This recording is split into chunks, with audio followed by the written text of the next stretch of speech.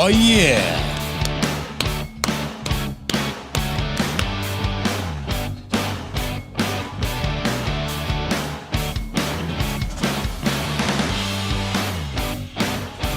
What's going on, everybody? How's it going tonight? We're back again. It is, what is it? Thursday. As always, Thursday. I don't know why I even asked about that. Thursday, November 4th. 8 p.m. as always. We're doing the live stream Coffee and Cigars every week at Thursdays at 8 p.m. Eastern. And we're here, or what is it now? It's, I was just watching, reading an article the other day about, about Universal Time Code, or Universal Coordinated Time, Coordinated Universal Time, UTC, and it is now, oh yeah, 100 hours, UTC, thank you for tuning in. Oh, that's easy, I gotta remember that for next day. So we're always broadcasting at 100 hours on UTC. How y'all doing this week? How's it going here in Baltimore? It's kind of cold, it's been chilly. Yesterday was the first day of 2021, or of this season of 2021 where we had frost. Like, it was darn cold. It's been darn cold in the morning. So yeah, you know, it's an interesting time. But we're here again. We're going to be doing cigars and coffee. We're doing the Fiat Lux Genius for the cigar, and then today we're drinking the. My cousin was here not too long ago. He brought me a bag of this Peaberry coffee from Kauai. So that's what we'll be drinking today. I was kind of surprised. Like, Kauai coffee is an interesting place. It's one of those places it's one of the few places in the world outside of Brazil that has set up their farms so that the coffee trees are in rows, and it's relatively flat, like a big field, so that they can run mechanical harvesters. And what they've done, and this is what they've done in Brazil as well, in a lot of places, where they have these cultivated fields, everything's in a row, and they're using modified blueberry pickers or harvesters. And so the trees are in a line, and then the harvester rolls above them like this big square contraption. Let me see if I can find some kind of...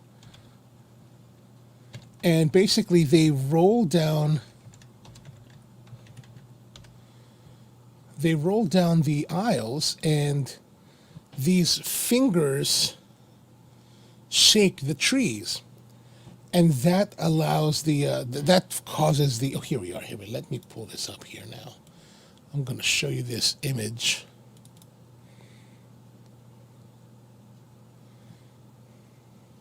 So that we can see. I just got to get the sharing of the screen going on. So as you can see here, this is from Kauai Coffee's actual website. And you can see here, this is the harvester. So these are modified blueberry harvesters where they take the, can we enlarge that? No.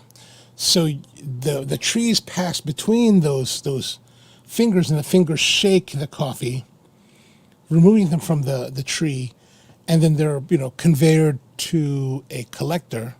So as you can see here, here is where they collect it. Now, I'm going to presume they're growing something like maybe a yellow catuai or something like that, because the color of the beans are very yellow, and it must be a yellow varietal of coffee, because that would be it would be a little bit underripe if it was a red based coffee. Oh yeah, so we're doing the Peaberry. I'll show you the Peaberry. What if we have it? This. Do they have any? Yeah, so my cousin brought me this Peaberry coffee, and, nice. I was like, oh, that's great. That's awesome. Thank you very much. Do they have a... I don't know if this is their estate reserve. I don't know. Let's see here. Specialty Peaberries.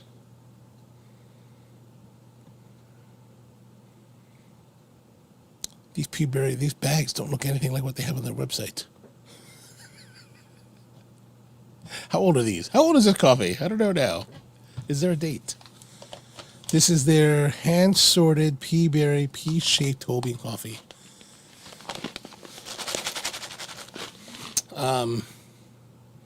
Yeah, who knows? Who knows? Could be the same, could be different. Whatever. Anyway, how's it going? What are you guys drinking? What are you smoking tonight? Let me know. We've got our pea berry coffee from Kauai. So if you're not familiar with pea berry is this type of...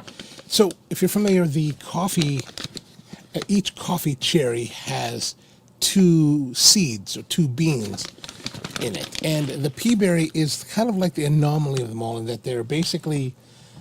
The cherry only has 1 bean, and that's this pea berry, and it looks like this. So as you can see, it's kind of football shaped, right?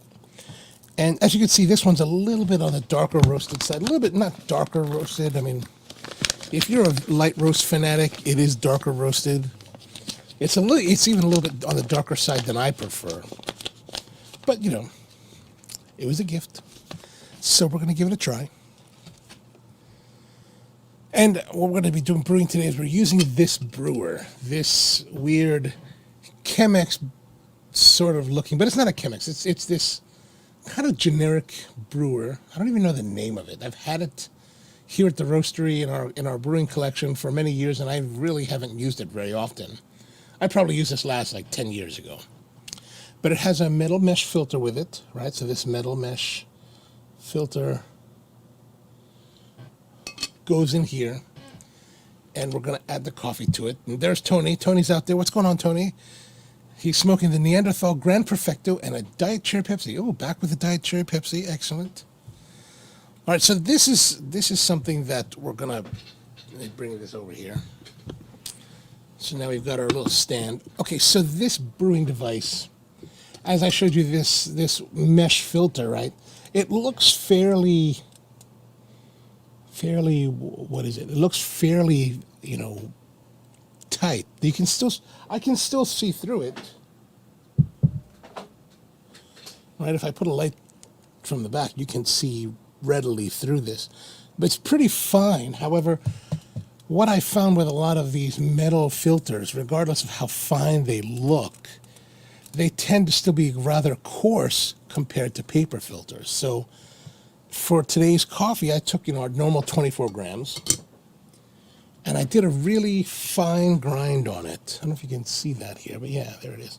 So it's much finer than we normally do, hopefully. And it definitely has these toasted, burnt off notes that I don't find to the nose rather to be very pleasant.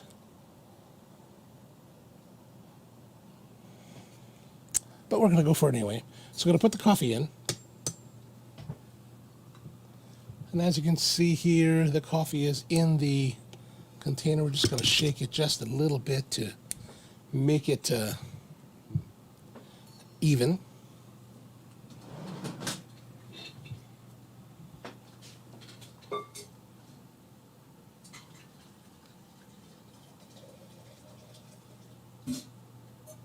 And now we have our hot water. And we're going to run the timer while we're brewing just so that we can see how fast is this brewing.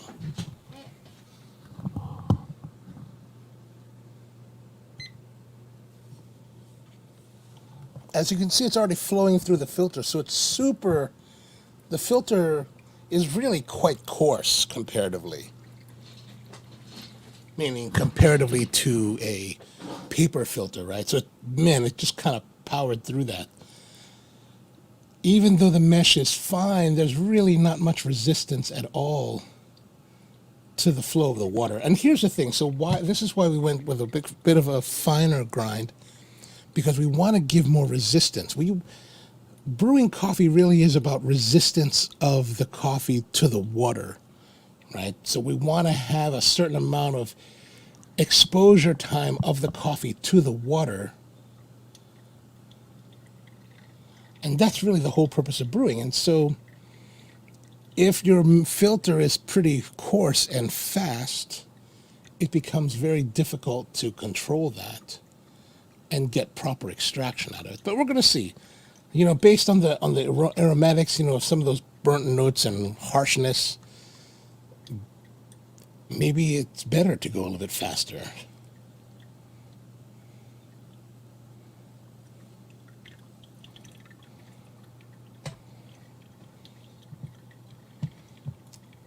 I wonder if I can find anything by...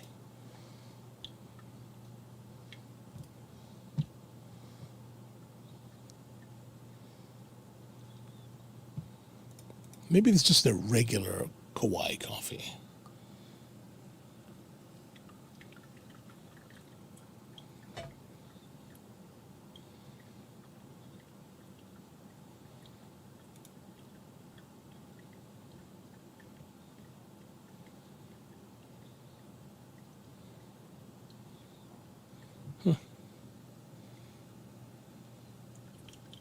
Yeah, I mean, it's really just brewing quite quickly.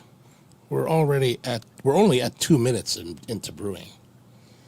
And we almost are probably finished. Well, here's the graduations, so 3. We're going to go a little bit more.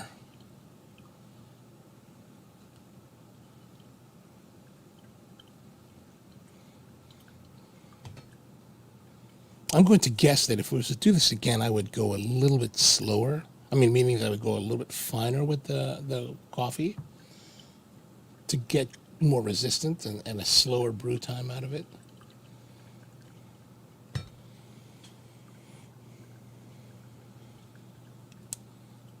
And it looks, doesn't, it doesn't look too bad. So if you're just joining us, welcome. We're brewing up the peaberry coffee from Kauai Coffee in Hawaii. My cousin gave me a bag of it not too long ago when he was visiting a week or so ago, and it's 100% Kauai, or actually says 100% Hawaiian. It doesn't say 100% Kauai. I wonder what that means. Are they buying it from somewhere else on the islands? So ingredients, 100% Hawaiian coffee. That seems a little bit dubious. Whoa.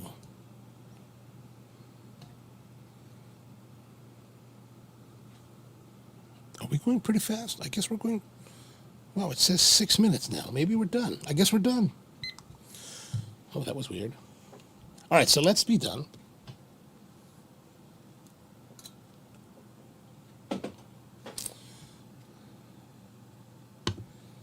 My goodness.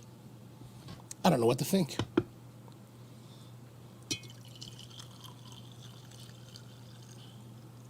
All right, here's our cup of Kauai Coffee's Peaberry 100% Hawaiian coffee. How's it look? It looks about, that kind of light amber looks about what we normally get, so maybe that's all right.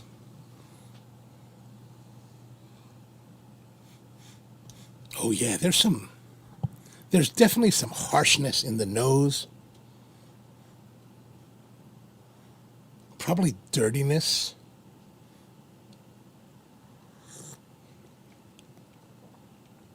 Ooh, bitter, rough, this coarse, harsh.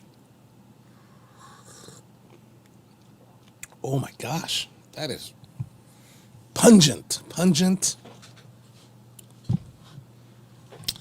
Oh, mother of God, that is quite disagreeable. This is the kind of coffee that you want to put lots of cream and sugar. Oh, mamma mia. Oh, wow. There's a real heavy, bitter, heavy burned, charcoaly aspect to it. And the thing is, it wasn't even that darkly roasted. Like, it wasn't as dark as the coffee I roasted today. I was roasting coffee today and I just lost track of one of the batches. So I came back to it and it was pretty darn oily and dark. I was like, ugh. So if you need some dark roasted coffee, let me know. I'll give you a really great deal on it. For like several pounds. So Rusty says, smoked just before dinner, the CAO La Traviata Robusto Maduro, and now a black cherry seltzer. Oh, black cherry seltzer, nice. Speaking of black cherry seltzer, my local Giant Food, I was just there today. They have the black cherry seltzer. They also had a pomegranate one today I bought. And What I really like about them is they're just their generic brand, their house brand, and it's 69 cents a quart. Like, that's pretty awesome. So I buy that every once in a while.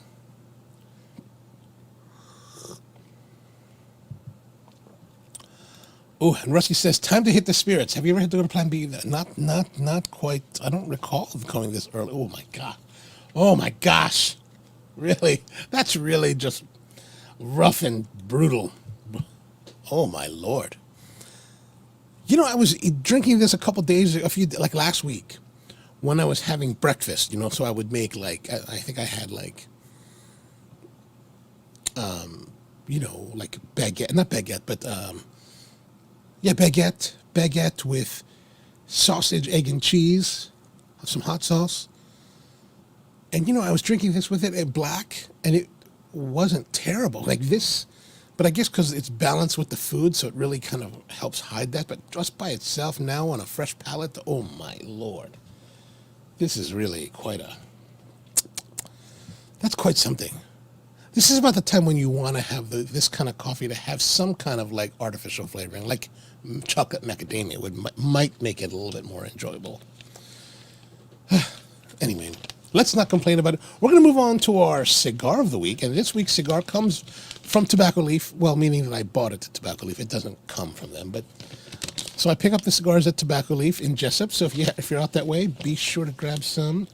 They got a great lounge if you haven't been there yet. Oh, and Rusty, have you decided about the chili cook-off? Are we going? That's next weekend, right? Next weekend? All right, so this week's cigar is the Fiat Lux. Oh, the Fiat Lux by, I have a listing here. The Ace Prime, by Ace Prime. Evidently, somehow, Ace Prime is somehow related to crown heads, and I don't really understand all of that. It doesn't make any sense to me. But this is it says crown heads here. So maybe crown heads makes it. I don't really understand. Again, I don't really understand what is going on there. But we're going to look into it a little bit more now that we have you here. And like I said before, I try not to know too much about the cigars beforehand so it doesn't spoil the virginal aspect of the cigar. So it has a secondary band here at the bottom, a little ribbon, golden ribbon. That's kind of a nice touch, right? If we can focus. Yeah, that's nice. The wrapper, a little bit splotchy. Look at that. The coloration is a little bit splotchy. Now, it may be highlighted more because we've got a lot of studio lights rolling. But it feels smooth. Not as oily as other ones, so slightly dry in comparison. I'm going to pull this off. Oh, that's tight. Okay. Oh, there's a nice sweet aromatic. A savory sweetness, not like a candy sweetness. Light kind of hay.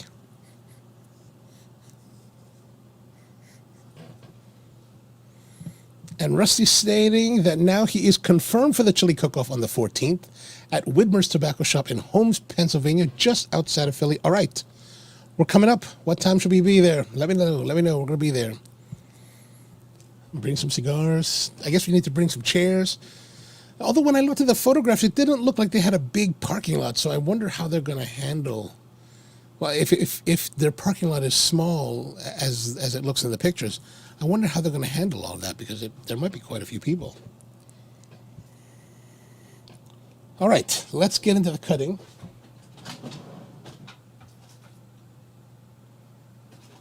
While I normally use my MTX cutter, I have no idea where it's gone this past week.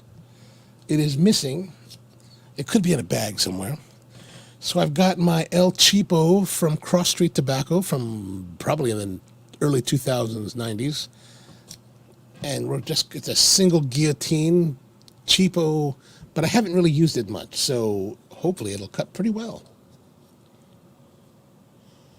So Xikar, if you're watching, we could use another cutter here to be part of it. Whoa.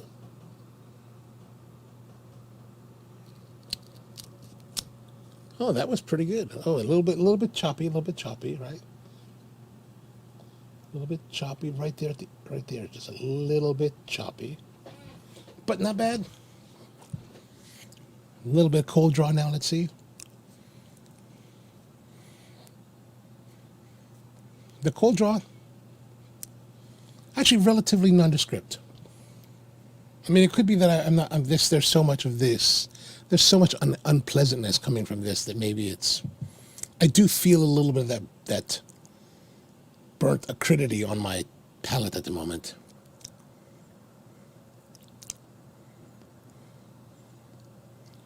All right, now time to light. Found some Davidoff matches.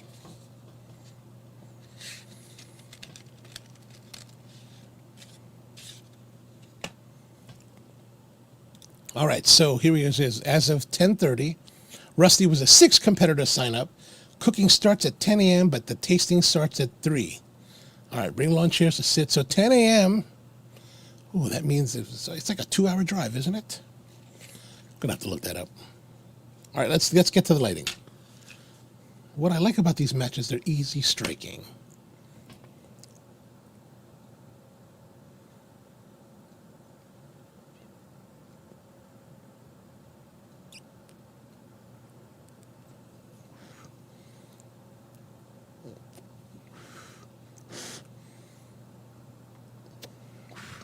Oh, that lit pretty well.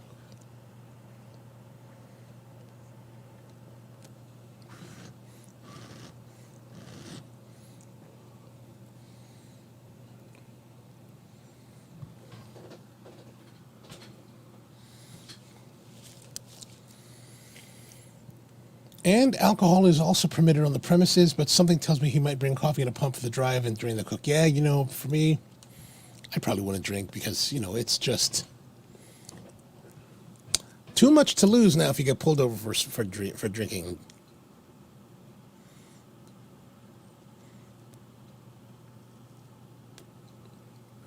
Better just to smoke a cigar in the car. Plus, it always feels kind of strange to be drinking in a parking lot with, like, hard liquor. Like, I'm not a big beer guy, so I don't really drink beer.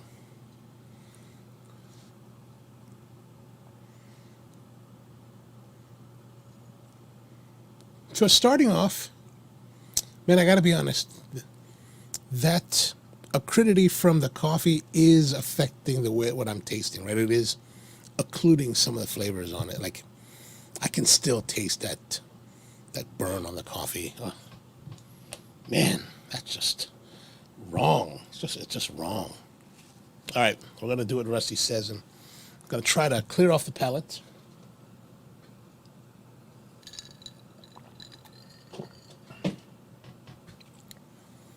Oh, it's going to be cold. For sure, for sure.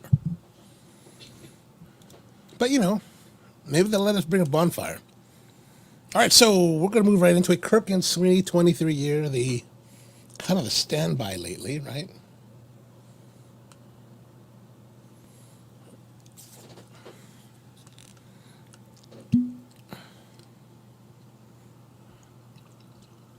All right, that should help. That should help. Oh, Mark, how you doing, man? Good to see you. Mark's asking, what coffee did you brew? I brewed this. My cousin was here a week or so ago, and he brought me this from Hawaii. Kauai coffee, pea berry, and hand sorted. But man, it is brutal. It is brutal. Actually, if you want to try some, next time you come by, you can. I'll give you some. It's oof. Like it's really blocking my palate. Or it was, now that I've had some water and some of this rum.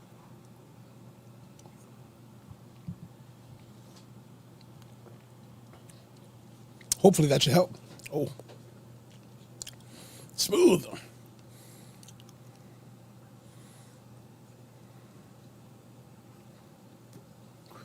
But starting off, the draw is not tight, but just snug. It's not as easy drawing as some other cigars, but this one, not bad.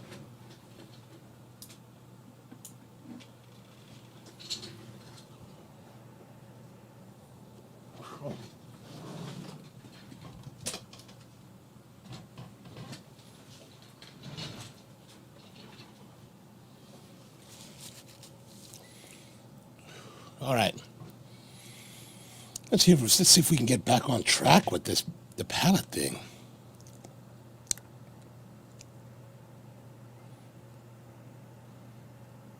I haven't had something really affect my palate like that in a very long time.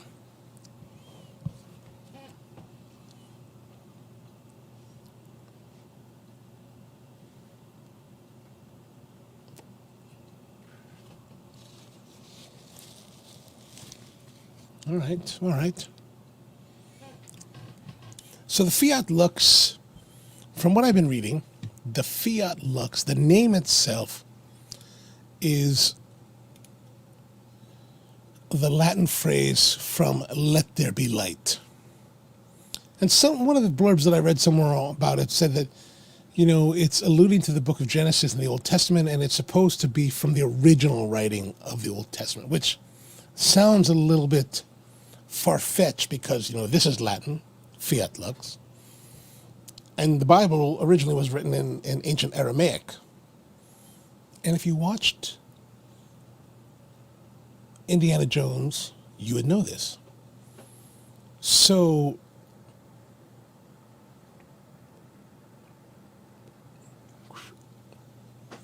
I don't know about that, but let there be light. So this is from a company, I guess a group called Luciano Cigars. And there's some business guy by the name of Luciano Meirelles, which sounds kind of like French last name. And he's working with Heredio Pichardo's factory in Nicaragua starting in 2009, to make cigars that have a vertical approach that uses tobacco from farms in Nicaragua and Ecuador. And yeah, that's essentially what they're. This is the 5.5 by 52, the Genius, which is the Robusto shape. So Ecuadorian Sumatra wrapper with a Nicaraguan binder filler. And yeah, let's see what I'm going to take you to their website if we can get there. Yeah, let's have a look. So here, whoops. That's not right. There we go. All right, so this is it. The Luciano Fiat Lux from the Ace Prime Cigars. It is Ace Prime's newest collection under the Luciano line. So many names. Okay. The phrase is most famously translated from Genesis 1:3 of the Old Testament, and Ace Prime also mentions its popularization from the intellectual movement of the Enlightenment, representing the search for knowledge and for meaning. Wow. That's some highfalutin kind of description for a cigar. So if we're talking like the age of enlightenment, then, man, that's really like setting you up. This cigar should be stellar, right? All right, let's see, what's their line? So this is Ace Prime. Ace Prime is no ordinary company. We're in the business of improving lives and producing the finest cigars in the world. Luciano Meirelles, Ace Prime. We believe that that beyond business and profits, the life of our cigars is rooted in passion and making a difference. Our cigars are brought to life by the combined efforts of hundreds of people. It's seen in the fields, the factory, and process field. Now, here's the thing. Like, I get what they're saying, right? And these are really nice things to say. And I don't know the tobacco industry that deeply compared to, like, working in the coffee business. But, coffee and cigars have very symbiotic kind of crops and products produced in some of the same countries. So like coffee, or like cigars, coffee is brought to life by the combined efforts of hundreds of people in the fields, in the processing barns, everything that we do. And here they say the life of our cigars is rooted in passion and making a difference. And I'm always like a little bit hesitant when people say that they're making a difference, because the more that I've gone and spent time at Coffee Origins, the less I'm sure that that's even happening, especially in the case when you don't have control over what you're doing. Meaning that, from what they've said so far in the readings, if you're someone that goes to, like myself, I don't grow coffee in Nicaragua. I work with 3 different families that make coffee there, and they're very high quality, very good reputation, very well regarded, and they do pay their staff and their workers a higher than premium rate. But I have no control over that. I mean, yeah, sure, we could express that we want them to do things a certain way, yes, and they will do what they can to accommodate that. But we don't control the operations. So, and then, we come, as anything, we come up with an agreed upon price and pay that price for the product that we're receiving. I imagine that in cigars, it's the same way. We are choosing a farm that can do the work that you're hoping that you want them to do. Hopefully they align with your values. But beyond that, there's really no, I don't really know if we would be making a difference.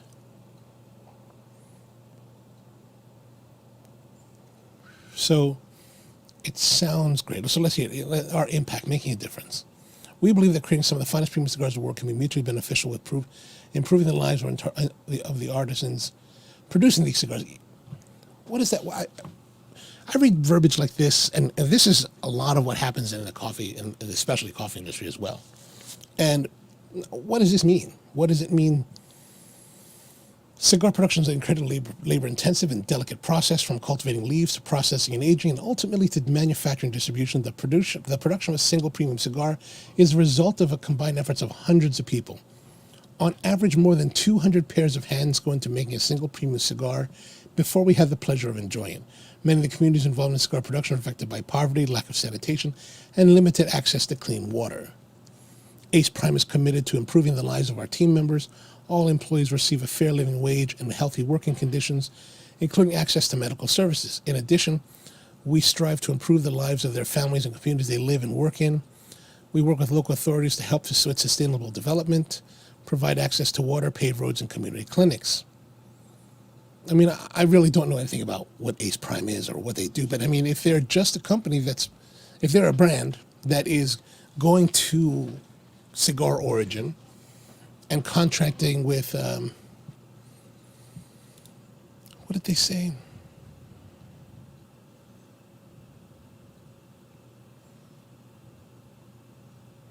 Oh, here it is. In Cigar Dojo's article. Let's drop that here. Yeah, so with production, the blend uses high priming experience, with production being handled by the Tabacalera Pichardo family in Esteli. Now, if you've been to Esteli, you know that Esteli is already it's been cultivating cigars for a very long time, and you go there and you see the workers, and the conditions overall in Esteli seem very positive, especially compared to other parts of Central America. So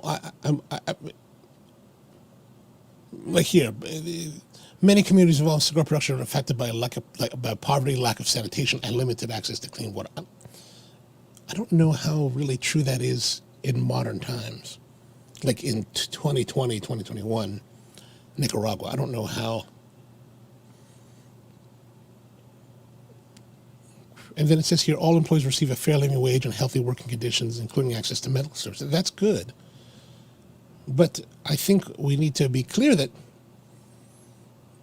I don't think it's Ace Prime that's doing that. It's Tabacalera Pichardo, right? They're the ones that are actually employing the locals in Esteli, employing them, paying them, providing for them.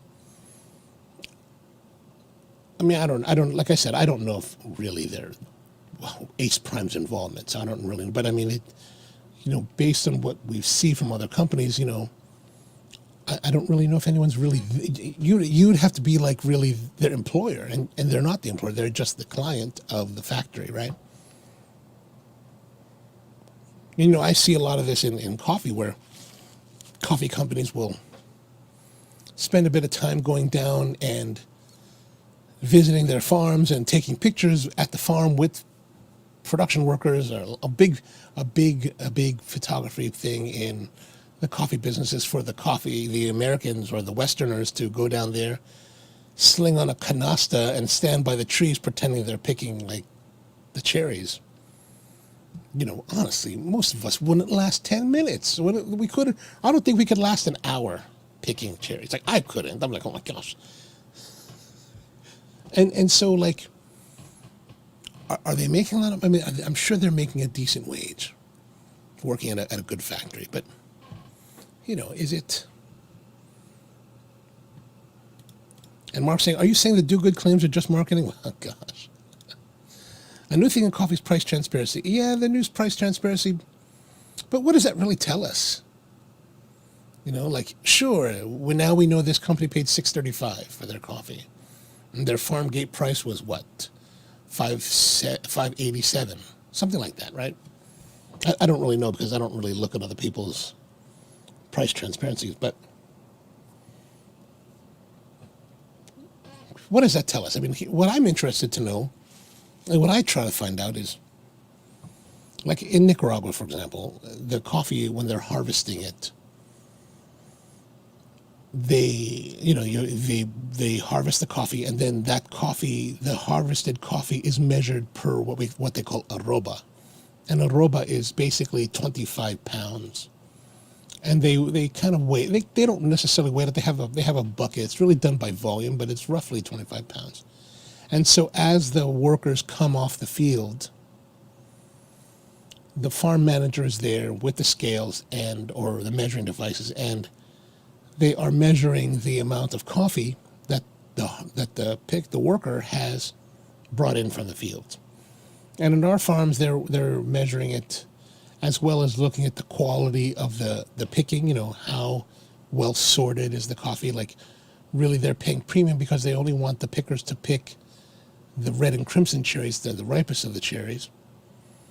And, they're paying them, what, $1? At the time, a couple years ago, they were paying $1.25, $1.50 maybe, which was a good bit more than other farms, like 25 cents more. So maybe it was $1.50, so $1.25 was the going rate. And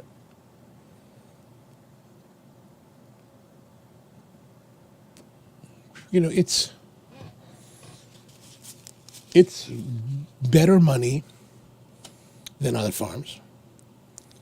And the workers, according to their standard of living, makes good money. So, and they seem happy. And I don't know if there's anything more beyond that we can do. Are the workers happy? Are they taken care of?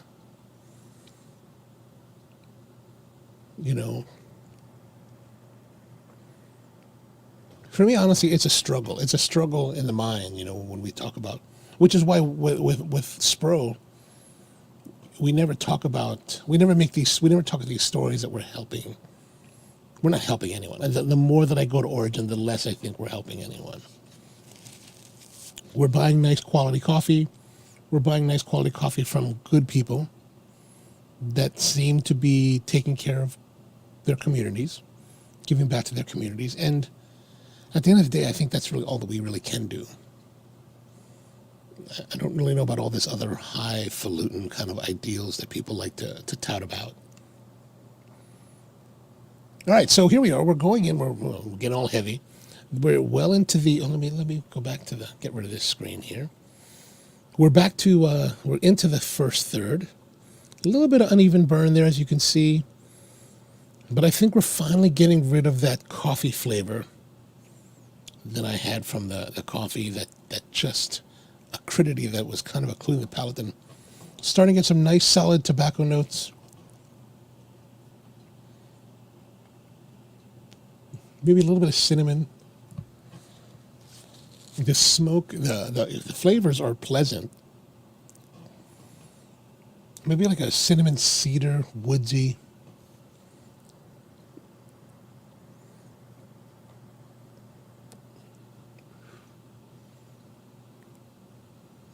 But with a name like Fiat Lux, where the idea is that it's supposed to be about, finding the, what is it? Finding the light is the meaning of the name. Fiat Lux.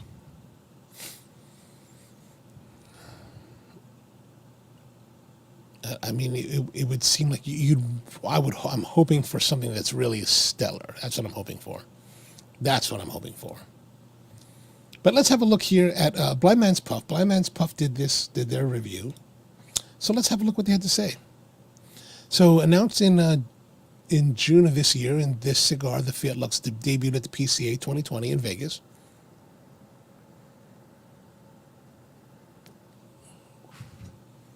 As it says here, the Fiat Lux is a Latin expression popular during the intellectual movement of the Enlightenment.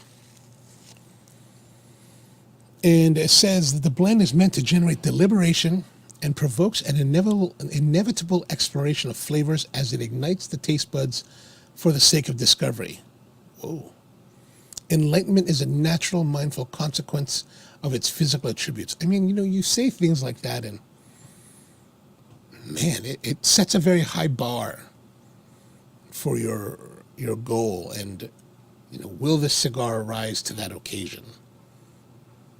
It's a little bit coming bent there. I'm going to knock that off because I don't want it to be on my keyboard.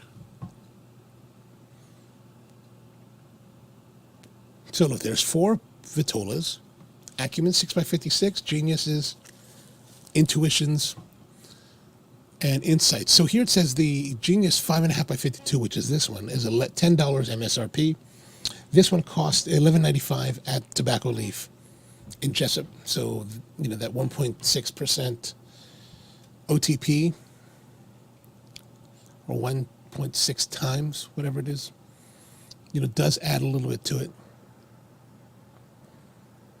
This says the blend for this new cigar is different than the one used in the Dreamer and the Traveler. Use the same Ecuadorian Sumatra wrapper, but does not have the Pelo de Oro from the original. I'm not even familiar with this brand, Ace Prime. So it's new to me. It's all new to me. Tabacalera Pichardo, Eradio Pichardo. I'm not familiar with Tabacalera Pichardo either. I don't know if you guys have tried that. Anything from him I'd be interested to know. Okay, so initial impressions.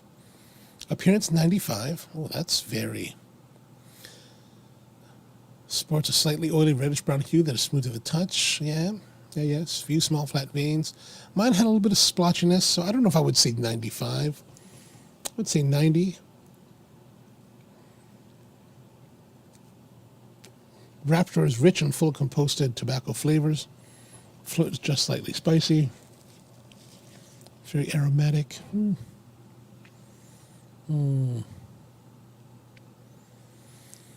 So we're in the first third. So medium strength, medium body. Initial flavors and samples slightly sharp and just a hint acrid. Oh. Maybe that acridity on the outset wasn't necessarily from the coffee remaining on the palate. Maybe it was part of the experience of the cigar. Smoke has very oily characteristic that is totally coating my palate and leaving me with a long, spicy finish. Like I said, I'm starting to get a little bit of that, maybe that little bit of that cinnamon cedar. But it's not like a few puffs in, the acrid note is gone and replaced with buttery walnut and nice hot spice. Ooh, buttery walnut. And Tony says, Mil Diaz is theirs. Oh, so Mil Diaz is from Ace Prime or from Tabacalera Pichardo? After putting fire to the foot, I'm greeted by oak sawdust and graham cracker sweetness. Oh. After a few minutes, the sawdust falls away. Then as I push some smoke through my sinuses, I am taken aback by how much cinnamon I find. Digging a little deeper, and I am able to find a little citrus note as well. The smoke is light and velvety, while the finish is of a medium length. Oh, interesting. For some reason, this reminds me that I was just thinking about the mailbag this week, and I did receive a package, or a small package, because and this is for you, Mark. Is I bought that zero water filter, which is a 5-stage water filter for your home. So different than like the Brita, in that this one actually strips all of your mineral content out of the water. So it removes 99.6% of the mineral content. And so it's as close to distilled as you can get at home without having to do distillation. And it actually works pretty fast. Like the 10 liter, or the 10 cup version that I have, the 80-ounce pitcher that I have, actually filtered the water in maybe 10 minutes. That was pretty fast. Of course, it's a brand new filter, so probably that's part of the reason for the speed. But what the point is that they're supposed to come with a TDS meter, right? So you can check your TDS. And I bought it at Walmart here, and I brought it home and brought it to the shop. And as I was opening it, I realized that, hey, the TDS meter was stolen. And I was like, what? I was all irritated. So I wrote to the company, Zero Water. I said, hey, I bought this your pitcher, but I didn't realize it till I got it home that somebody had stolen the TDS meter. Would you please send me one? And so they were really great. They sent me another one. So they sent me one, so I got it here. It came in just the other day. I was like, oh man, this is awesome. So now you have a TDS meter. It's pretty cool. Pichardo. Okay. Gotcha.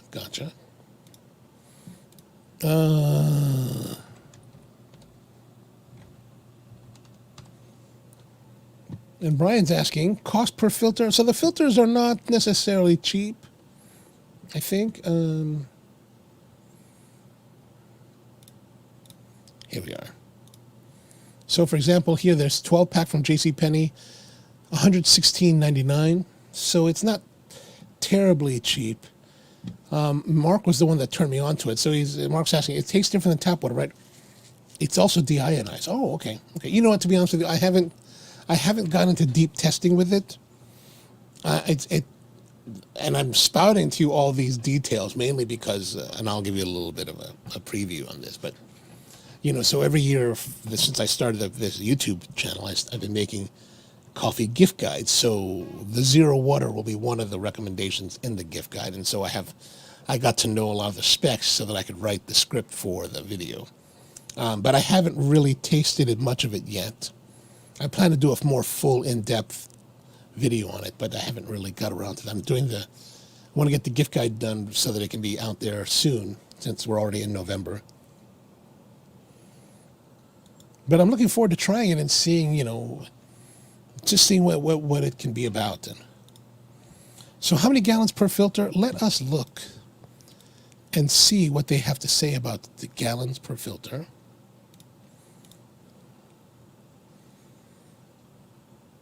I don't know, Mark, have you gone through your filters yet? Like, I just installed mine. Now, of course, there are videos on the line that talk about how you can hack your filter. And basically, these guys are running it down to a certain point, swapping it out so that they can extend the life rather than beating it all the way down. So here it says, Zero Water filter is designed to bring your quality filtration with every glass you blah, blah, blah, blah, blah. When your water quality meter reads 006 or more, it's time to replace the filter in your water pitcher. Meaning that I haven't used the water meter, so I'm not sure exactly what it's saying, but it's measuring the total dissolved solids, TDS, in the water. So once it reaches above a certain threshold, they say you should replace it. But that's if you really want to have it fully done. And Mark's had his for a little while, so he's gone through he hasn't gone through a filter yet. And he's run a good amount through.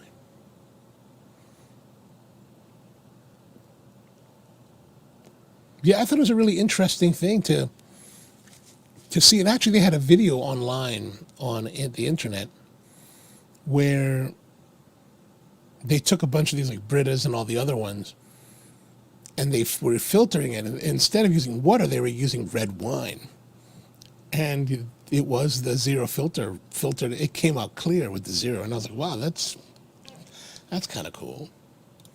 So Brian saying, so it depends on, yes, it does kind of depend on your water. However, you know, Mark, you, me here at the roastery, we're all on the city water system, and city water overall is relatively good. It's not crazy. It's not like you're on like well water where it's like super. It can be super hard. So yours should last. It should last a good while. Like if we look at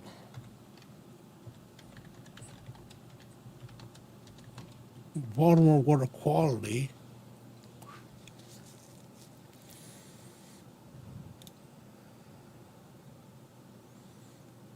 so the city puts out a water quality report every year. Now, this is not really, I mean, it's a good way to look at it and just kind of get an idea of what's in it. But as we can see, can we see?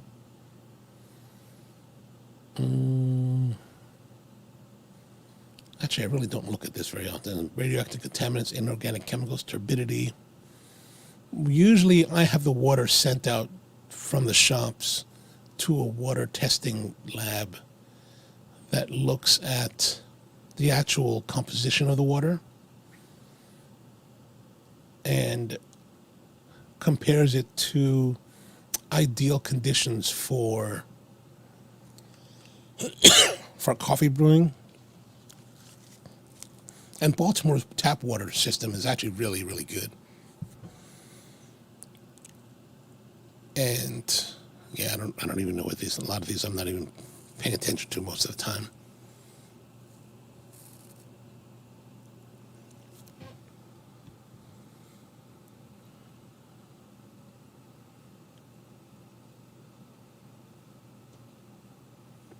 Yeah, these are for their report. It looks like they're looking really at how bad it could be.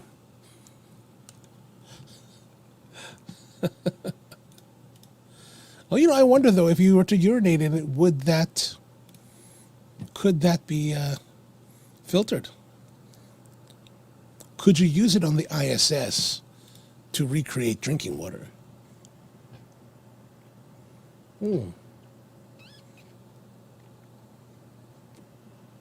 That's something they should try. We should send that in to them. Hey, make a video about this. Yes, this is true. This is very true. The city water may be great, but then diminished based on the pipes in your area. Absolutely. Which is why, for the different shops that we've had, we always tested the water from the actual, like, tap sources that were, like, the actual outlet that we're getting it from, because we need to know how is it being affected across all of, as it comes into the system or into the building. Absolutely. Now I definitely think you should. I think that could be amazing. Maybe just a little hint of saltiness to pop the flavor. Not bad, not bad.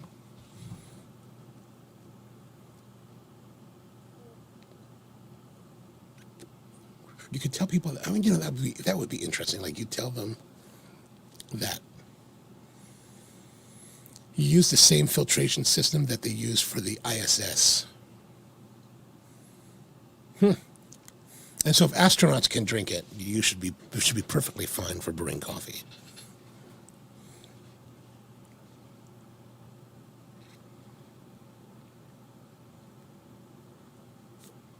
Although I have to say that I don't think there's one competition where we allow you to use your own water. That would be interesting, though. Yeah, speaking of which, I'm about to head out for a competition next month. Beginning of next month, be heading out again. Only 0.04% urine. Absolutely, absolutely. All right, so we're rolling along into we're moving now into the second third of this Fiat Lux, and it's actually starting to come alive. It feels like it's coming alive.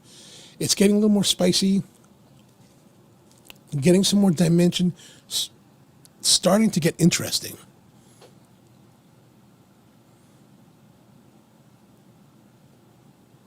So I gotta say, I'm digging it. I'm digging it right now. I'm starting to dig it.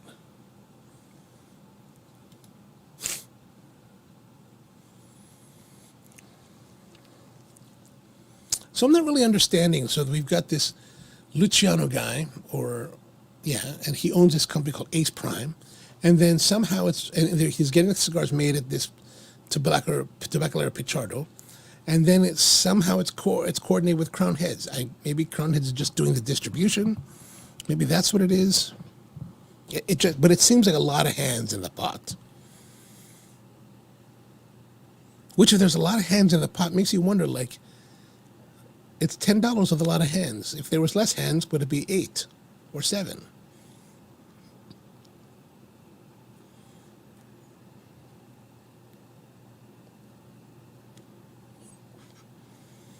Oh, in Cigar Journal, they're saying that the binder is actually what's called Nicaraguan Pueblo Nuevo. Huh. And then the filler tobacco comes from the Condega, Ometepe, and Jalapa areas of Nicaragua. Oh, that's interesting to know.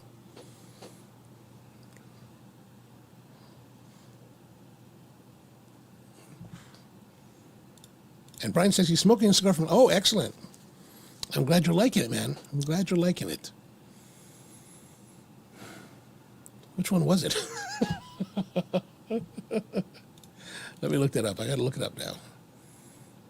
I do remember that was one of the better ones I've had in a long time. Oh, the Chinchali Robusto. Yeah, the Chinchali was good, man. And then the week before that was the Angelinos Gordo. I don't recall the Chinchali was nice. That was a nice cigar.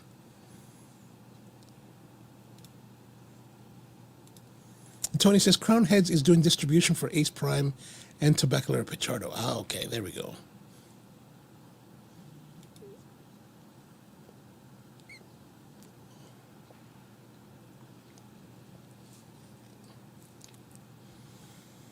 Like, I don't think this is as exciting so far as last week's cigar, the Chinchale, but it's getting better. It's getting better.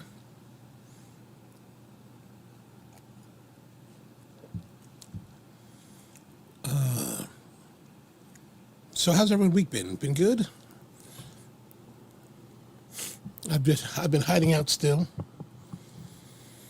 And I've been teaching a class on Wednesday night the last few weeks. Finally, the last class was last night, so I finished that. And after the class, so my classes I was teaching them from 6 to 9 down in Kenton, and I ended up in Kenton. And last night around 9 o'clock, I was like, where can I go out to get something to eat? Not too many places are open anymore at night on the weekdays. I was going to go check out my friend Jessie's spot. She opened right after the pandemic started, she opened a place called Sally O's in Highlandtown. So I drove by there, and unfortunately, there was just no place to park. And I don't know how nice it is at night, so I was like, oh, I'm not going to walk. And there used to be a lot of hookers down there, and drug dealers. And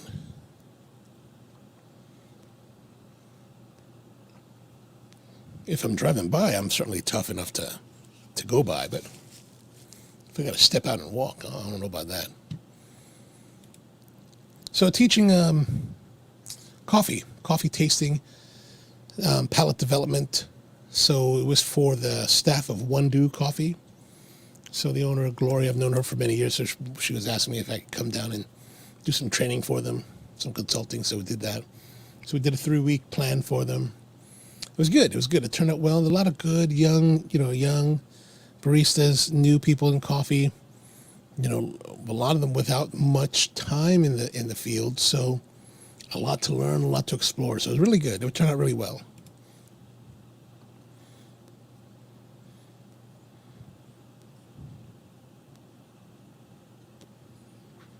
All right, so we're getting a little bit of burn issues. Right, it's starting to look at the way the cherry is, right? It's starting to go inside the wrapper instead of burning with the wrapper. And you could tell that because you're feeling the way that it's drawing, and it's starting to get that kind of like bitter heat. So just when it was starting to be to get like promising, now it makes this weird turn to be not so pleasant.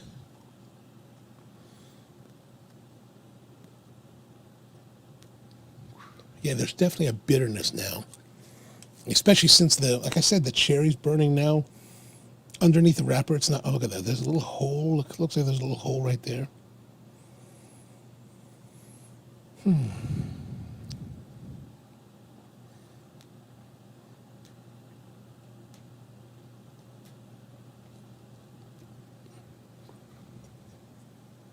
See if we can rescue that by puffing on a little bit heavier. I have not returned to the coffee because that coffee was, oh my gosh, just difficult. So if you're just joining us, thanks for joining in. Appreciate you being here. We are smoking the Fiat Lux from Ace Prime Cigars and Crown Heads, made by Tabacalera Pichardo in Nicaragua. This is their 5.5 by 52 Genius, and it's started out a little bit rough, bit of acidity. Evidently, according to some of the other reviews we read, the acidity, at first I thought it was because of the coffee that I've been drinking, which is a pea berry coffee from Kauai Coffee in Hawaii that is just rough and roasted and just a kind of a mess of a coffee. So I thought it was starting, I thought that was really occluding the palate, but according to one of the reviews, the acidity was actually part of the cigar, especially at the onset. And so now it got into the second third. It started to get a little more spicy, started to get a little interesting, and then right now we're battling through.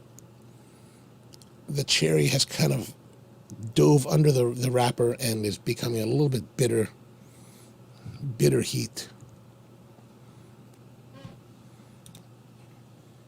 Rep says, I've been meaning to go to one. It's worth going to. I really like their little shop.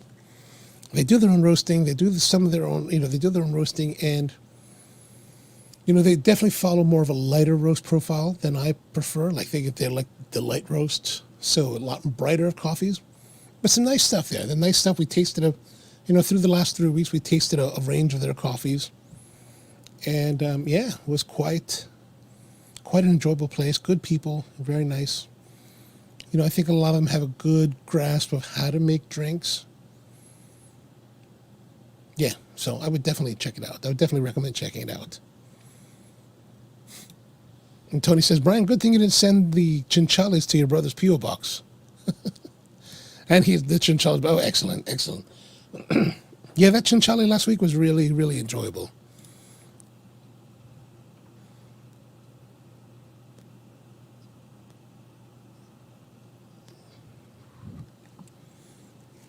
Oh, speaking of cigars, man, if any of you are free tomorrow, I'm planning on heading up to check out that J.M. Boswell tobacconist in Chambersburg, PA. I was actually going to go there yesterday on Wednesday. Then I realized Wednesday morning, I was all prepared to go. Then I realized that, oh, wait a minute, I got to teach a class tonight. I can't be running off to Pennsylvania. So I'm going to head out there. It turns out that this tobacco shop, so I'm hesitant to say cigar because evidently J.M. Boswell is famous for their tobacco for pipes. And they're a big pipe place. They make their own pipes and all this. I'm only getting that because that's what our friend Nate said, and I don't really know much other than that. But I thought I'd go check it out because it said they have a nice selection of cigars and maybe do something different. But when I was looking up their listing in Google, they open at 9 a.m. I was like, oh my God, 9 a.m. What kind of tobacco shop opens at 9 in the morning? What kind of craziness is this? Brian wants to know, how far is the drive to Chambersburg? So from here at the roastery, it's about an hour and 50 minutes, more or less. And Rusty, it's in a place called Chambersburg, PA. One of the more notable things in the coffee world is that there was a company for a long time called Trickling Springs Creamery. We used to buy our milk from them, really nice quality, grass-fed organic kind of milk, and they were based in Chambersburg. They've been since bought out by Green Mountain Creamery, And so now there's facility. Oh, that's where I'll go tomorrow. Have some ice cream there. Even though I think their ice cream mix is a little bit too sweet. But, I'll be out there anyway. So, yeah, if you guys have time, come on out. I guess I'll be there around 10, 11 at the latest.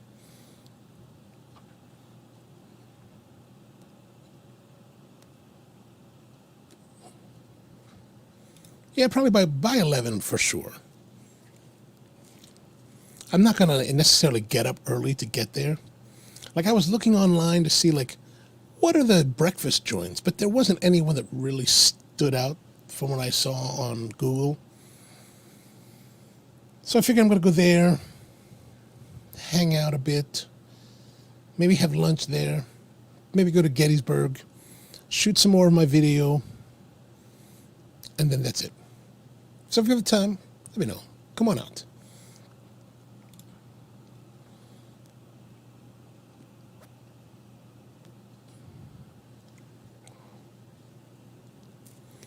And then maybe I'll try to score me a free dinner at my cousin's house later. She lives up that way. So I go, hey, are you around? Can I come by?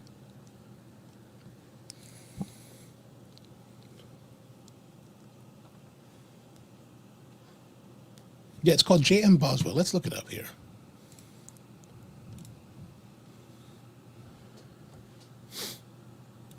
So you guys can see J.M. Boswell. Here it is. J.M. Boswell Pipes. So they're a pipe shop. And I actually even packed a pipe to bring with me tomorrow. It'll be the first time I've actually gone, or it'll be the first time I'm actually going to a place to smoke a pipe. Now, I really don't know anything about pipes. It's all kind of like, French to me. But the last time I was out looking at pipes, I was actually with Alfred. We were in Florence, Italy, and Al wanted to go visit this pipe maker there. And he's buying this pipe. It's like $300 or something like that. And I'm seeing these pipes, and they're just gorgeous. They really are. This place was he really had works of art. And I was kind of tempted. I was like, oh, maybe I should buy one. I was like, no, I'm not going to buy one. But at least I get us some coffee or some tobacco. Maybe try some of their stuff here. And Brian says, I have to do Monday, otherwise I go, well, you could work on it while you're there.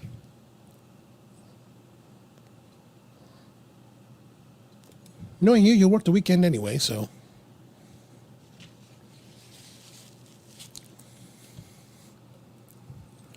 All right, so here we are. We're moving along. And I don't know if we're coming to the end of the second third, right? And now it's starting to be brighter, a little more juicy, a little more acidic, but in a pleasant way, not in a negative way.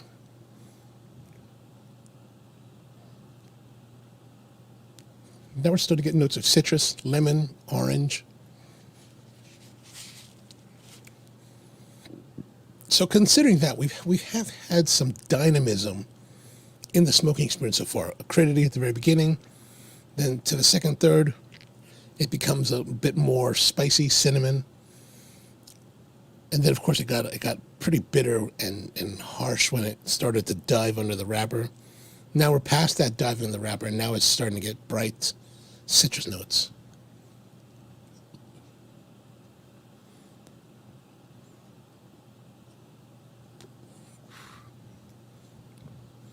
Ooh, Boswell has this thing called the Autumn Sampler. $30. Maybe we'll try that. 8 1-ounce pouches of apple strudel, bear blend, root 22, blend 35, vanilla cream, Hunter's Choice, maple leaf, and blackjack. I don't know if I want to have like apple strudel. That sounds kind of strange. Then again, there's the other side of it. So there's 8 ounces, so half a pound. To be honest with you, how long is half a pound going to last me? Like, it'll take me years to smoke that. Years. I haven't smoked what I have. I've never finished a bag or tin of pipe tobacco I've ever bought. Ever.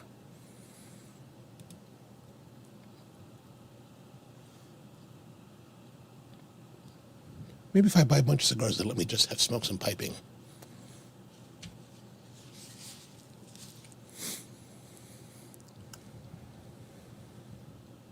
Oh, did I show you that? There it is. The autumn sampler. There it is. Autumn sampler. It's cute. Looks cute. Nice bag. I like that. Right by the right by the water. Pretty.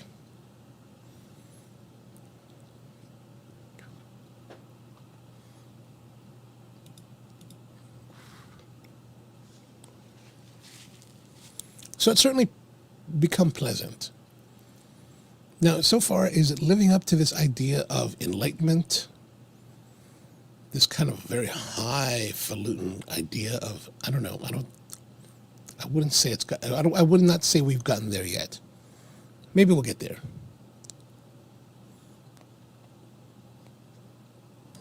I'm hoping.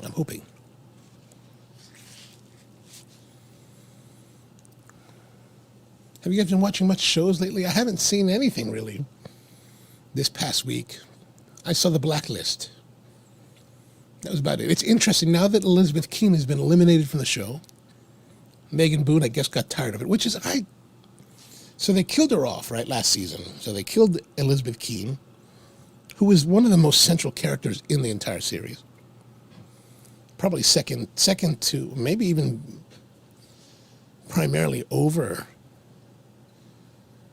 Raymond Reddington, but you know, he's the raison d'etre she's the raison d'etre that Raven has had for the entire run of the show. So it's like,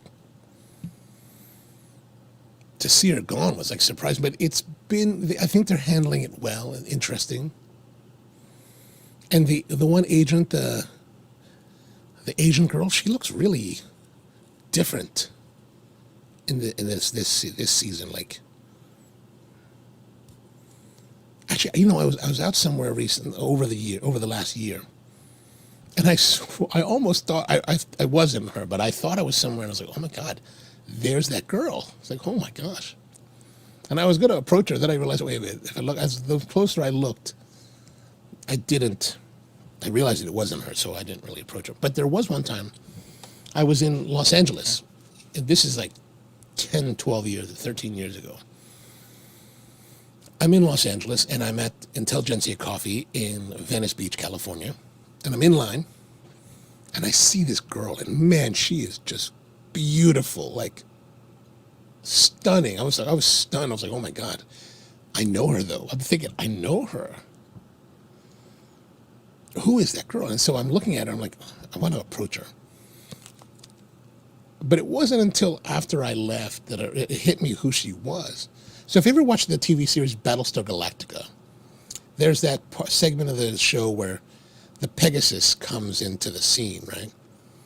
And Admiral Kane has her kind of like number one person, which is this girl named Kendra Shaw. The actress is Australian, like Asian Australian. And that was her in line. I was like, oh my gosh. I should have totally like hit on her or something. But I didn't, you know. Enlightenment, oh geez, yeah. I don't know, a lot of highfalutin talk with that. And Brian's watching something called In the Shadows or something like In the Shadows.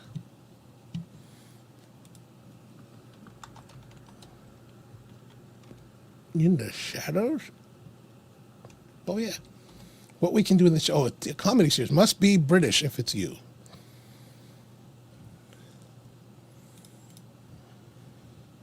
Oh, it's a mockumentary on Netflix, on FX, on Hulu. Man, what are we doing here? So many. Let's see here. Mockumentary comedy horror. Oh, that sounds pretty interesting. Oh, written by Taika Waititi. Okay. Follows 4 vampire roommates in Staten Island. Stars Kayvon Novak, Matt Berry, Natasha Demetrio, Harvey Gillen, and Mark Prosk. Oh, interesting. Might have to check that out. And Mark says, Silver Lake? No, not Silver Lake. Silver Lake was their very first one. Venice Beach was their second after they built the roastery.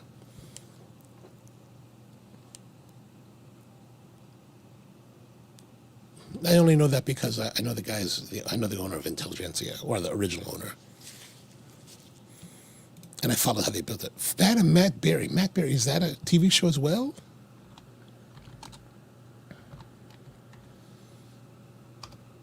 Oh, he's one of the people Into the Shadows. Oh, gotcha. And he was also in IT Crowd. Oh, okay. I'm not too familiar with Matt Berry. I'll have to check it out.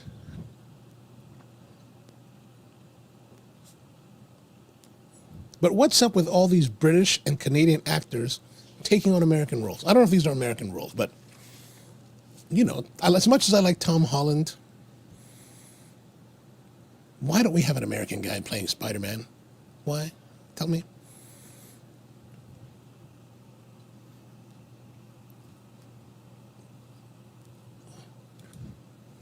Yeah, the Venice Beach one is nice. Yeah, they all have a nice design to them.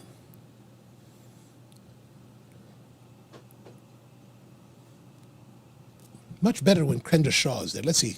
Let's pull up Kendra. Let's see if she's been doing anything. I'm going to have to punch in her name from Battlestar because I don't remember her name offhand, her real name offhand. Kendra Shaw. Stephanie Jacobson, there it is. Stephanie Jacobson. Now here we are. In Battlestar. So this is during her Battlestar era. Here we are, holding a gun.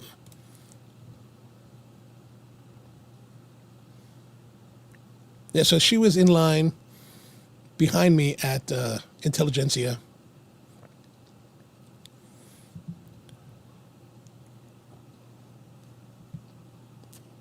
So I dig it. And Dice says they're cheaper than the U.S. counterpart. You know, I don't know. It doesn't really work that way above the line, you know, for actors, especially headlining actors. They're not necessarily cheaper. Crew-wise, it can be, for sure. Like, for example, in the 90s, we had a lot of issues. Well, there was a lot of issues within the crew world where we had what was called runway production. And really, runway production was really an LA thing. But a lot of companies were taking production, you know, not just to other parts of the United States, but they would take it to Canada, where, of course, crew base was cheaper. And Brian says, any IT crowds fans of this podcast? Oh, God, I'm smoking. Hey, Di, do you know much about SAS controllers and Thunderbolt?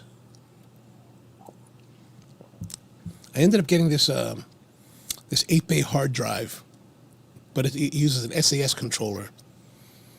And I was looking online to see what kind of controllers there are for it to make it work with a Mac. And evidently the controllers are like $400 to $800. I was like, oh my gosh.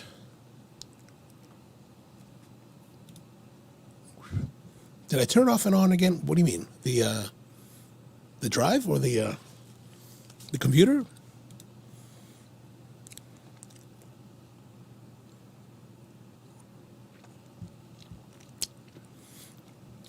So we're still rolling. Not too bad. So Dice says, expensive to go the Mac route. You know, well, I don't have much choice but going the Mac route. I did notice there were some PCIe, is that right? Cards for controllers, SAS controllers that would, I guess, go into a PC. But they were roughly the same price as well. Well, maybe one of them was like $160. But I think that only controlled 4 drives. In order to control 8, you had to buy 2 or something like that. I really don't understand. Oh. There you go, Brian. Di likes IT Crowd. I haven't seen the IT Crowd, but I imagine that maybe the IT Crowd is about Di.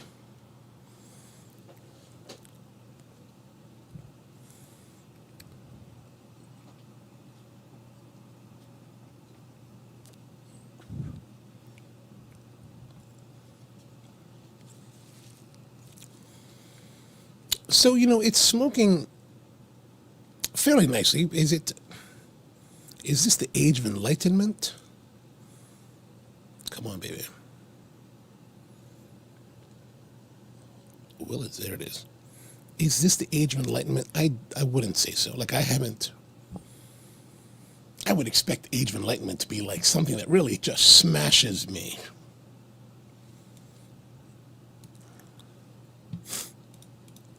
Yeah, pretty much. It is for the production. Well, it with the idea. So I bought it at an auction, and the auction was old PBS equipment.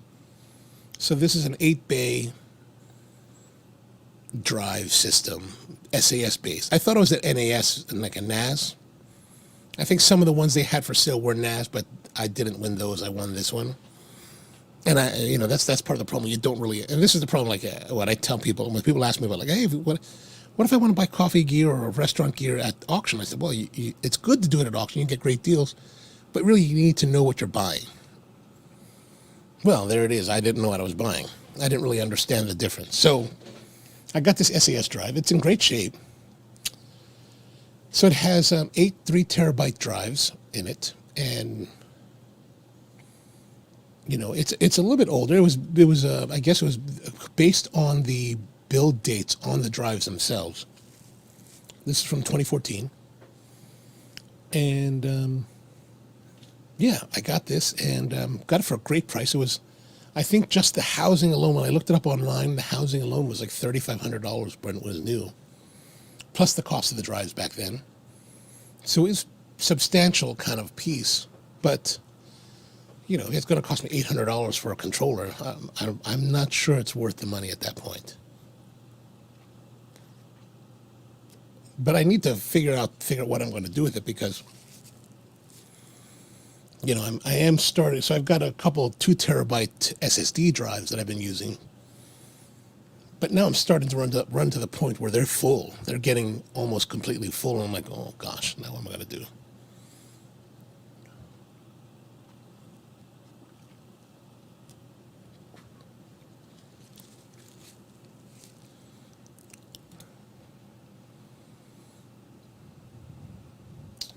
All right, let's have a look here with what our friends at Half Wheel. This is from Patrick Legrade. Let's see here. There is no shortage of products that promise to elevate your mind, help you find introspective, etc. While the Fiat Lux by Luciano doesn't promise to do so, it does come with an invitation to do those things while smoking it. Really, I kind of got the feeling that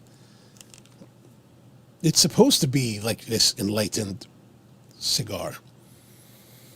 Cigars creation of Luciano Mireles, who is the master blender, president, and co-owner of Ace Prime. He uses a high priming electronic map. Some of you went through that. Making this cigar was deeply personal. When imagining and developing Fiat Lux, the process was intimate,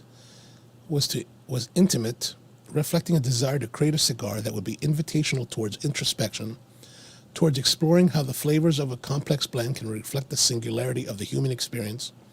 Like it did for me, I hope this cigar gives everyone the opportunity to just let some light in. Latin expression, let there be light.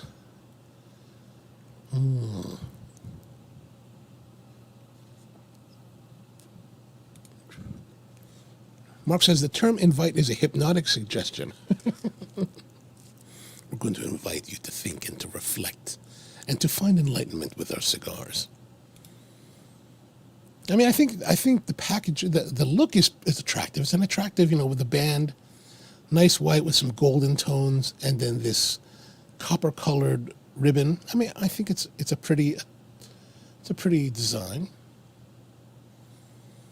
Yeah, attractive cigar, main band ribbon in front, blah blah blah. Leaf is well tanned, very rich color. First puffs of the Fiat Lux aren't too often what I expect given the aroma and cold draw. Flavors are bigger. There's a bit of creaminess, touch of white pepper tingle. Medium minus intensity.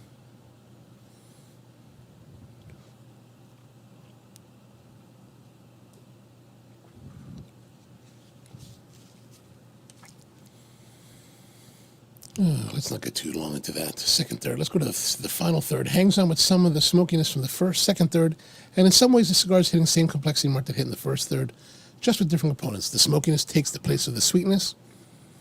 Smokiness. Maybe, maybe. The pepper is now heavier and a bit more aggressive on the back of the throat. I'm not getting that. While some earth adds more character to the profile, it's a profile for my palate that's a bit tough to enjoy on its own. But with the right beverage balancing things out, I could see it being quite. And you know that maybe the Kirk, even this Kirk and Sweeney rum might not be the best pairing for it. You know, I wonder, thinking about it just this moment, if something like a Speyside Scotch would be the better pairing to this. Like this it's mellow. It's a kind of overall, I think it's a mellow cigar. And I think maybe that saltiness in the Speyside would probably go well with this. That something's just telling me that off the top of my head.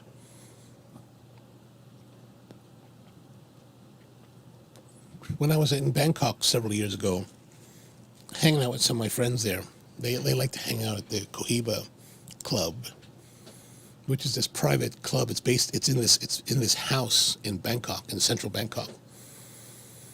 Beautiful, beautiful scene, and like, you know, my friends, they like to hang out there. So whenever I'm in town, I usually meet up with them. And one day we were smoking a Monte Cristo No. 2 Habanos. This one Monte was really, really nice. And one of my buddies, he was like, you know, try it with this Speyside. And that was really, to me, one of the best alcohol cigar pairings I've ever experienced. And it just makes me think maybe this might be the candidate for that Speyside.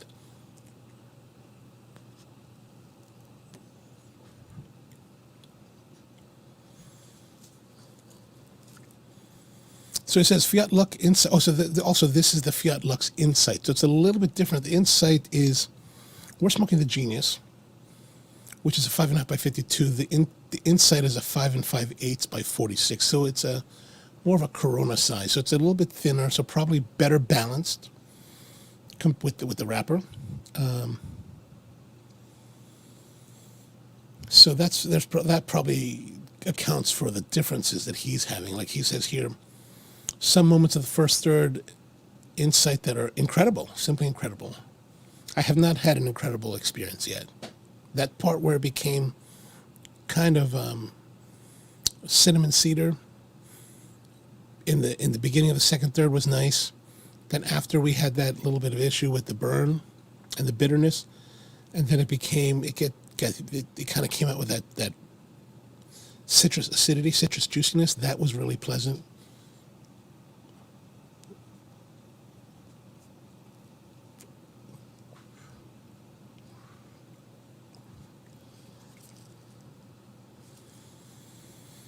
Oh, so it says here, while it was supposed to ship immediately after the show, was delayed until September.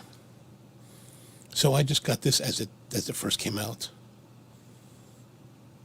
He says that none of his bands came off easily or intact. My band came off rather quickly and rather simply. Of course, if you're dealing with mostly Romacraft bands, I think everything's easy compared to Romacraft bands. And so they're giving it, so this guy, Patrick LeGrade, is giving it an 89. Their points for serve were really dialed in. The results are spectacular. Wow. It's so good that I can recommend the cigar in that section alone and feel confident that you feel like you're gotten your money's worth. There's some issues after that first third. You know, it makes me kind of wonder, like, how different is this experience with the 46 ring gauge? Might be worth checking out.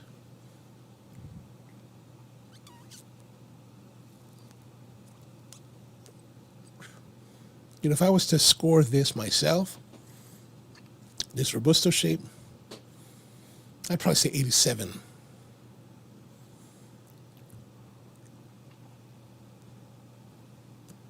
Like here, Patrick says at the very end, consider me very impressed by this cigar, as at the moment it easily ranks at the top of the Ace Prime portfolio.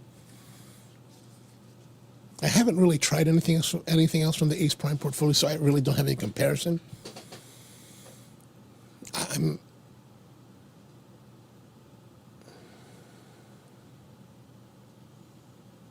Construction it says here, construction was very good. It has been a good construction.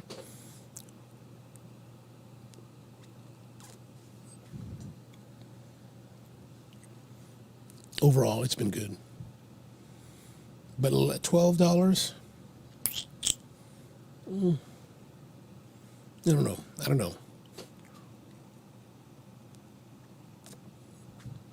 I mean, if we're to think about how would this, like, you know, the language used to describe this cigar by the manufacturer suggests something really, really tremendous.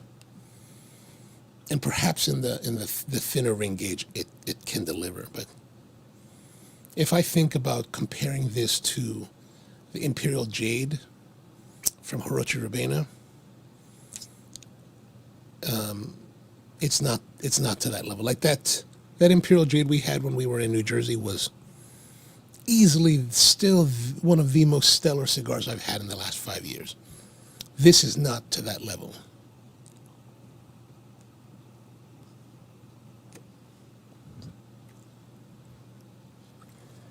But it's good. It's good. Not too bad.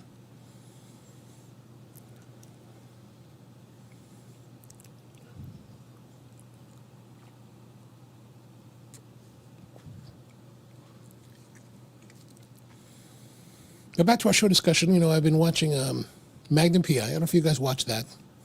I'm a big Magnum fan. I'm a big Thomas Selleck Magnum fan, and I've become pretty much a good fan of this new series with Jay Hernandez. And although you know, of course they made, if you're not familiar, they made Higgins from the original series, a British guy, into a British girl that used to be part of MI6. And now they're finally delving into, they've always had good chemistry between Magnum and Higgins in the show. And there's always been somewhat of that sexuality tension. Now I think they're starting to ramp that up, which is suggesting they're going to pair them together in the series. I don't know where I am on that. Like, is that a good thing or a bad thing?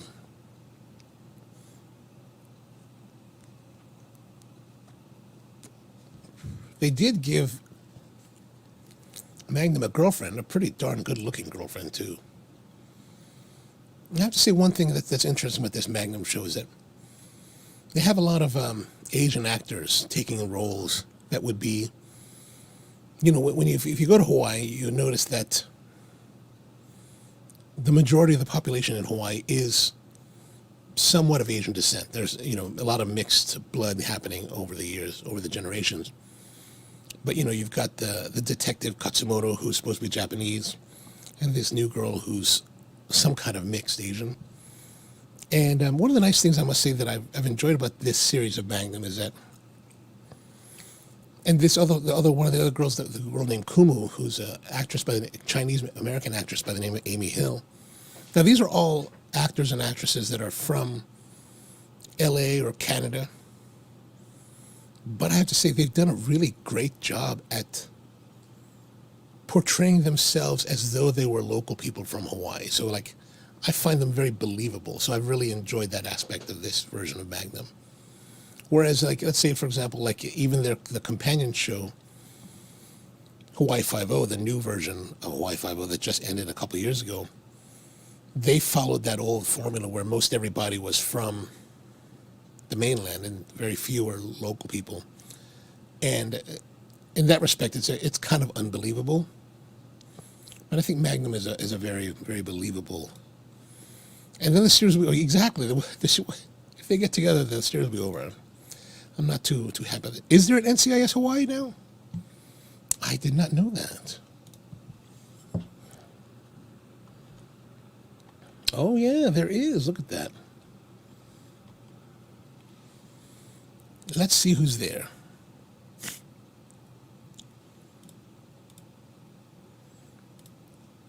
So we got Vanessa Manillo, Yasmin Bustami. Yasmin Al-Bustami. So she must be of Arab descent. Yeah, Arabic. Here it is. Yasmin Al-Bustami, American actress. Oh.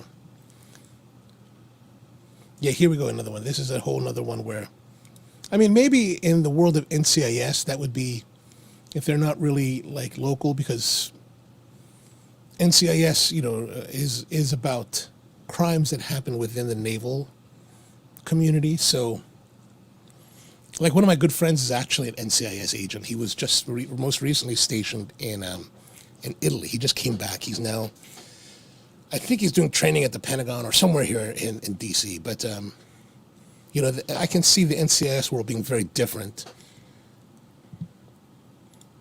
And then Di says, Hawaii is dangerous, according to, yeah. You know, that's the thing that's funny when I was watching Hawaii Five-0, especially when it first started again. Like, man, people are getting killed left and right in Honolulu. Like, and they're like having running gunfights with automatic weapons everywhere. I mean, it's like the Wild West in Hawaii, you'd think. And the reality of Hawaii is that there's so little violent crime happening in the islands that, like when I lived there, if somebody got killed, which was very rare, like by murder, that was big news. Like it was monumental news in Hawaii at the time. So one of the things I felt about Hawaii Five-0 that I laughed at most was that, man, there's just shootouts everywhere.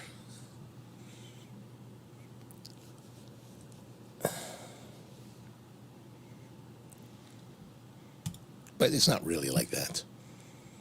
So how is this NCIS Hawaii? Have you guys seen it?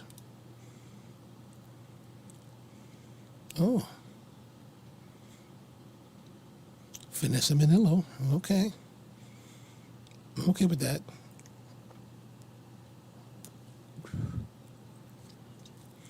If she's the arresting agent, I might just join the military and start committing crimes.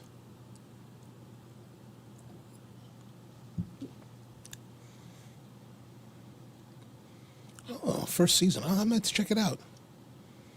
Can we watch that? All right.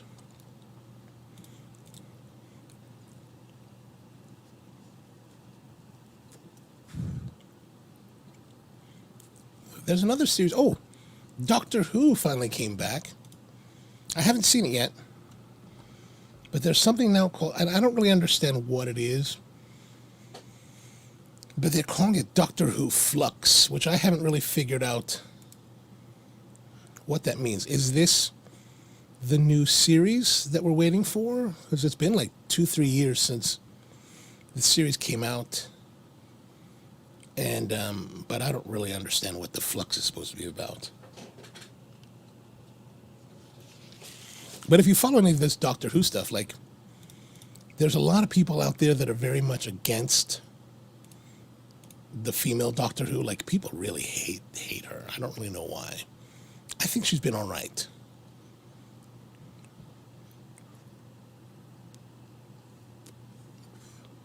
So like it says here, the Flux, 6-episode miniseries, but does that mean that's the entire new season?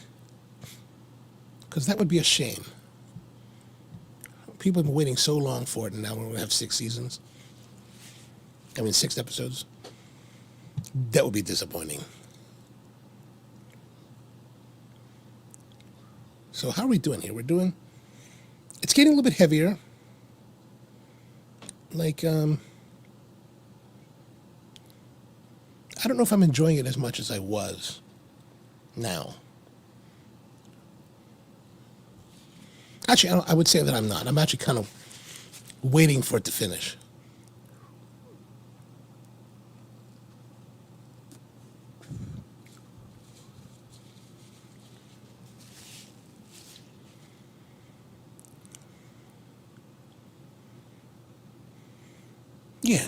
Yeah.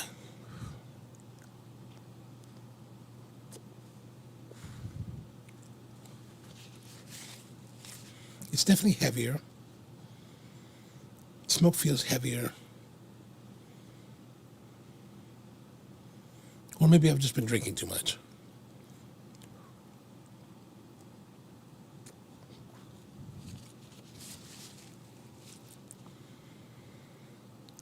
So you guys smoking anything good? Anything happening with your cigars?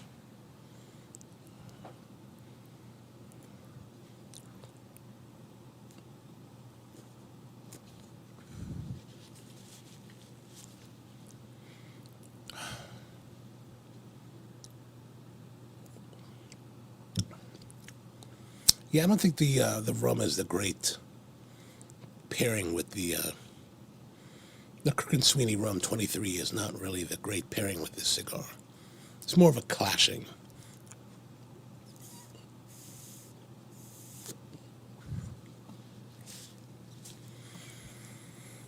And Rusty's asking, maybe the coffee got better as it cooled? Let us see. Let us see. We've got it here.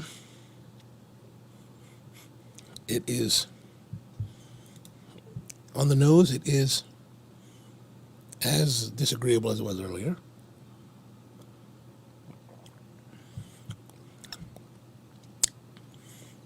Well, it's definitely a change from the rum. It doesn't feel as harsh as it did.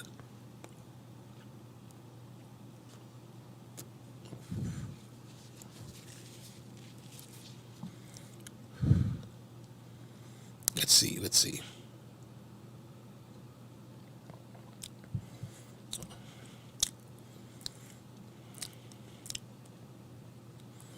Yeah, now as the intensity of the cigar has ramped up here at the end of it, it kind of balances the bitterness and harshness of the coffee.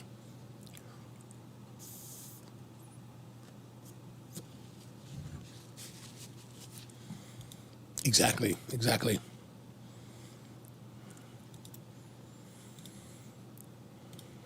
All right, so let's ask our question: would I buy it again? You know, as much as we've been looking for enlightenment and introspection with this cigar and hoping that it was going to lead us to a new level of insight and seeing the light, I would say no. I would be interested, based on what Patrick Legrade of Half Wheel had to say about their 46 ring gauge version. I would be interested to try that, but I don't think I would come back to the Robusto size, especially at $12. There's other cigars there that hit my palate better.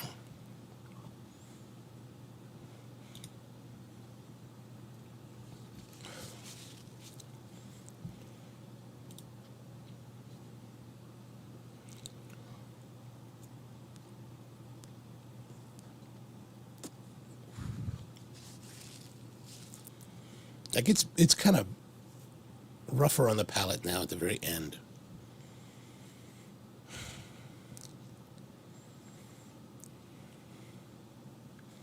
All right, so I guess that's going to wrap it up with this one. We're coming to the very end of it. All right, like I'm starting to get a little bit of heat on my thumb.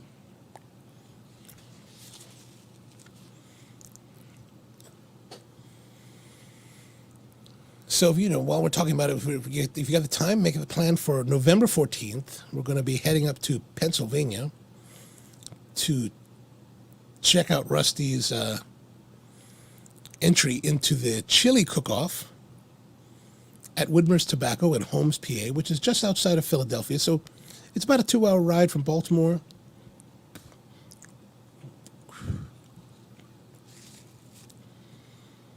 So tasting is at 3 p.m., and then there'll be an Eagles game that afternoon. I guess the Eagles game is at 4?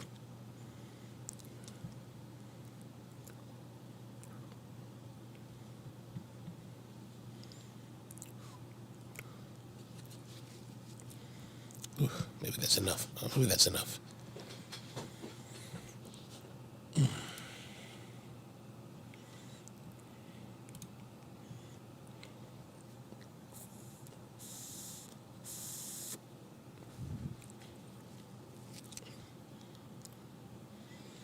All right. We're going to put an end to this.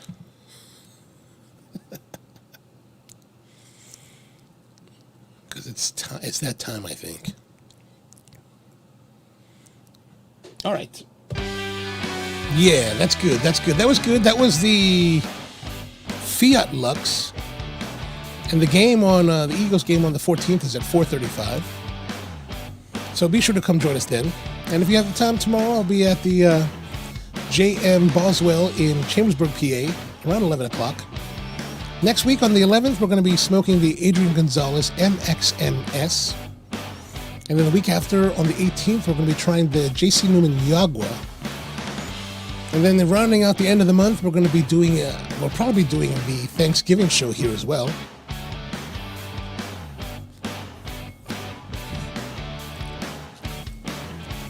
Something interesting for the Thanksgiving crowd. All right, so thank you very much for tuning in, spending the time with me. If you're watching on the replay, thank you very much. Drop your comments or questions down below in the comments, and we'll be back again next week on the 11th at 8 p.m. Thursday with the Adrian Gonzalez MXMS. Thanks for tuning in, and have a great evening. See you next time.